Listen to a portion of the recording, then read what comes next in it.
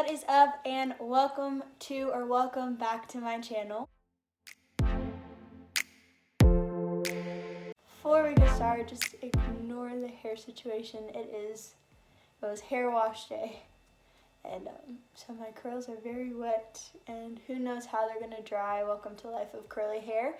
But just wanted to get that side note out of the way. For today's video, I decided to do this new thing called Lesson of the Month.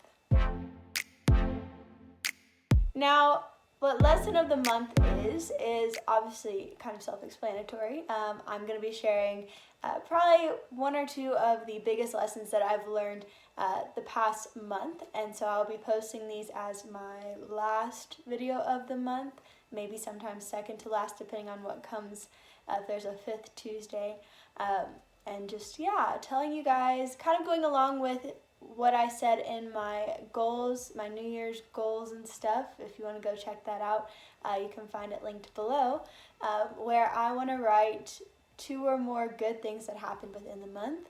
And so kind of going along with that, also sharing with you guys a lesson or 2 lessons or however many lessons I've learned, and hopefully helping you guys and encouraging you guys that if you're going through the same lesson, or if you've come out the same lesson, that this is the environment to share it in and how to help people through those lessons. I hope you guys enjoy this video. If you do, please give it a huge thumbs up. Don't forget to comment down below if this lesson or these lessons apply to you and how you're dealing with them.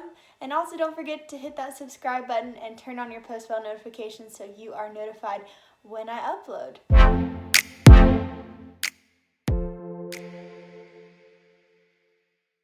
With all that being said, let's go ahead and hop on into the lesson. For this one, I'm kind of teetering. I think there's 2 lessons.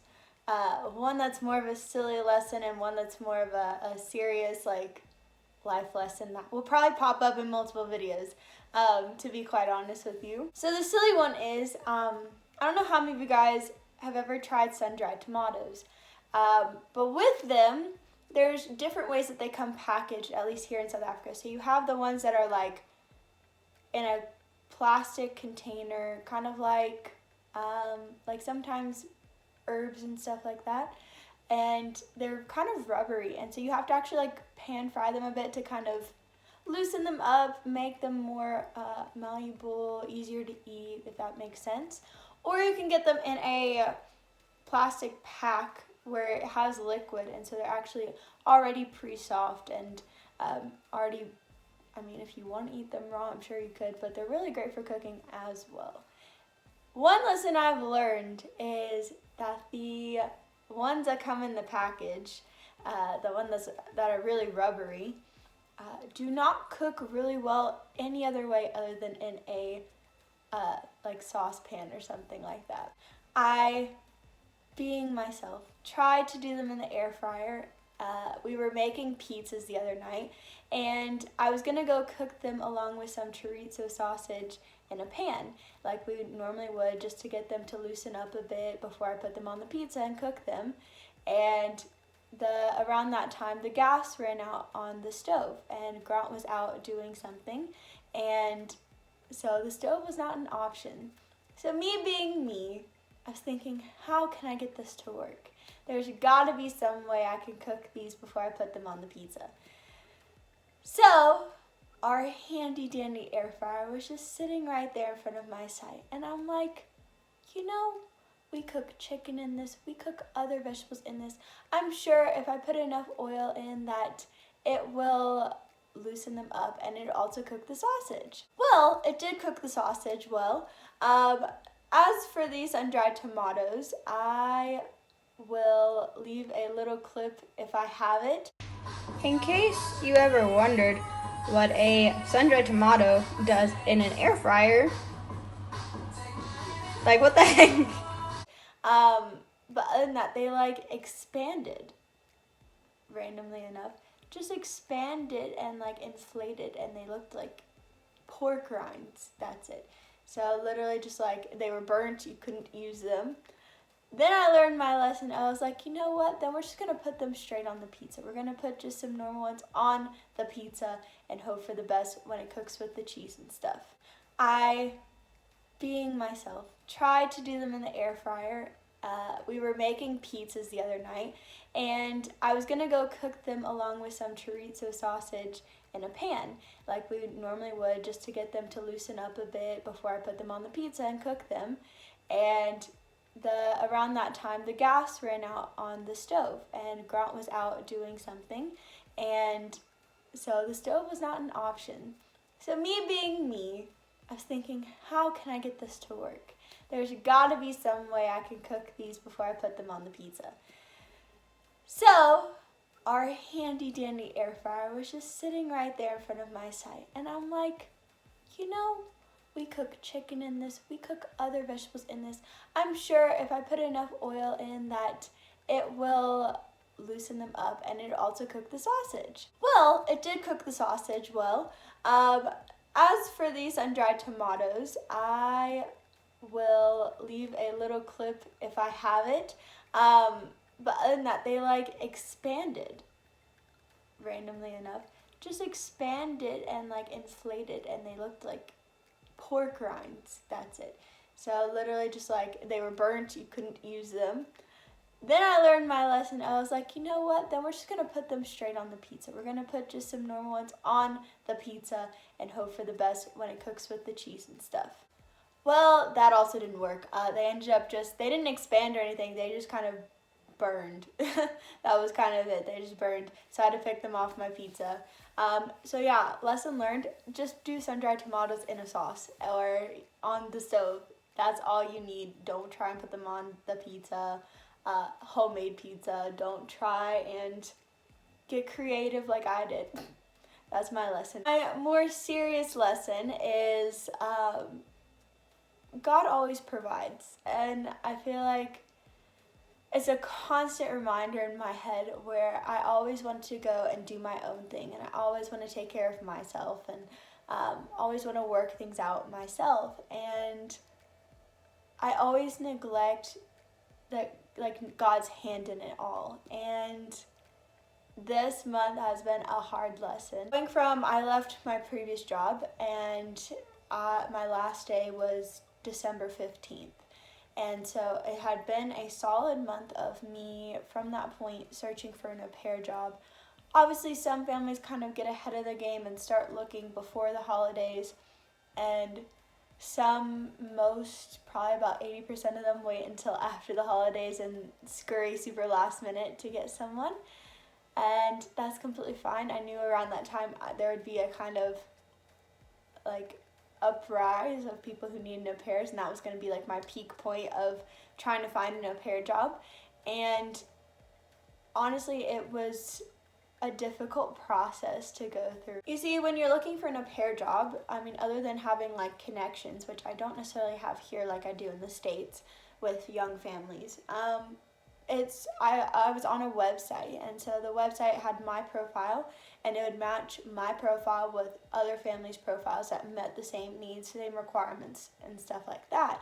And so it kind of did the hard work for me of finding the families that our same vacancies kind of matched. And that's great, but the thing is, the only thing you can do from that point is you can request an interview with them, or they can request an interview with you. And most of the time, it's you requesting an interview with them.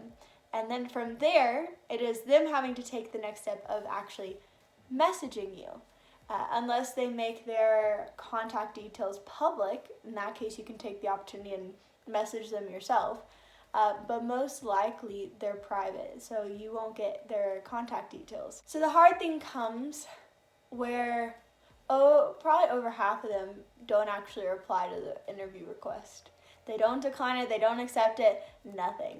And so you're kind of just there this is a good family, it's good pay, good hours, I really hope I get it. And the process just stops there and probably never gets picked back up, honestly. Or you have the next problem where they message you and then you reply back. So they're like, oh, I'm interested in interviewing you. And you're like, yes, I would love to interview with you guys. When is a good time? And then vased. Never hear from him again. That's it. And you're just kind of like, cool, I kind of got my hopes up a little bit. You've taken the opportunity and energy to message me, and then you just don't message me again. And you can only send one reply on the site. So it's just a really frustrating process of a lot of time the ball is in their court. This process for over a month of just requesting interviews, sometimes getting a reply, and I did 2 interviews, and so those became my 2 options. And there was one that was less hours but still really good pay, and then the other one was quite a bit of hours, still really good pay, and both were viable options. But obviously you're in that waiting period of, do they want you, do they not want you, is this going to work out? And just kind of stuck with yourself of like, what if it doesn't work out? Like, what if they want me and I go for it, and then it's terrible. Like, there's just no chemistry. There's it just doesn't, their expectations don't work with what you were expecting, and then they come back and tell you no. Actually, the last frustrating thing is actually one of these families never really got back to me. I had to reach out to them, because obviously, like, you interview and you think, okay, there's these 2 options, but until they tell you you're accepted on both sides, they're not fully your options. And so one of the families, I waited, didn't hear anything, yes, no. All I ask is that you give like tip to anyone looking for an au pair or any job, give them the yes or no. Don't just say like, don't vase them if they didn't get it. Just tell them, sorry, like we've gone with someone else, and they can kind of move on with it. And so this one family didn't really care to tell me that I didn't get the position. I had to message them and reach out to them and be like, hey, just want to check if the position is still open or if you've decided. And then they tell you, oh no, the position has been filled with someone else. So that's another frustrating thing. Random side note, family, and I like they're a sweet family, and it was just, when looking at the hours, it was a lot of hours, and I'd be getting home late most nights, and I'm also a full-time student. I'm also in a relationship, and I was like, I'm sorry. Like, I didn't tell them no. I just said, is there any way we can kind of deduct the hours that you need, if that makes sense? It doesn't hurt to ask, guys. Another lesson. It does not hurt to ask anything. But through that, I learned my lesson of God providing, because not only did they lessen the hours, I also had to tell them about my extended leave beyond what the given contract says, of not only do I have to take this week for school to do this ministry week thing, but I'm also planning to go to the States in June and visit my family, and it's definitely going to exceed the number of days of leave I can take. And just talking with them about that, and them coming back and saying, the hours, we can totally do that, and that's really not a problem, we will work it out. And now I'm officially an au pair for this family, and I'm so excited to be with them and their little boy. And it's just it's a tried and true testament of, I was anxious and worried, and I cried my eyes out so many times of, I'm not going to get this job. I'm not going to get a job. I've been sitting here for a solid month without work, and the funds are running out, and I have no idea how school's going to get paid for or groceries are going to be paid for. And, God coming through being like, this is the family. This is where I want you. And I'm excited and terrified, and I'm just praying that this is gonna work out, that this is the family I need to be with, and that the hours aren't draining, and that I have plenty of time to do my assignments and spend time with my fiance. And yeah. So that is the serious lesson of the month, is that God always provides. He doesn't just leave you hanging. I mean, I did complain that God was kicking me in my butt multiple times to an edge, and then only like last minute saving me. But maybe it was me putting myself at the edge and God being like, all right, you need to turn around. I'm going to drag you around, and not drag me around everywhere, just drag me back for a minute. But yeah, that's kind of the lesson for the month, is that God always provides. And I had multiple people telling me like the Bible verses of, he provides for the lilies and the sparrows, and they don't worry about it.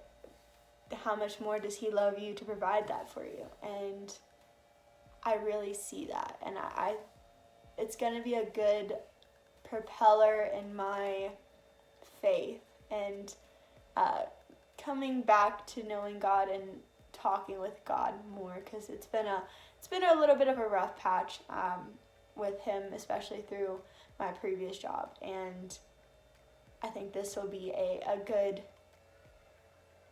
thing to just rely on and turn to him and be like, okay, I see it. It's no longer my way, it's your way, and I have to be okay with that. Hope you guys enjoyed learning this lesson with me and seeing what young adult problems that we all have, because I feel like once you hit your young adults, the problems are not really talked about. You kind of just sort it out yourself behind closed doors, and that's about it. Sometimes you'll talk to your friend or whatever, but high school, everyone kind of knew your problems. And yeah, so I hope this helps you in something that you might be experiencing as a young adult, not seeing how God can provide in your situation, but just rely on him, trust him, turn to him, and be like, okay, I get it. I can't do this on my own. This is not in my control. I can't do it. This is in your control.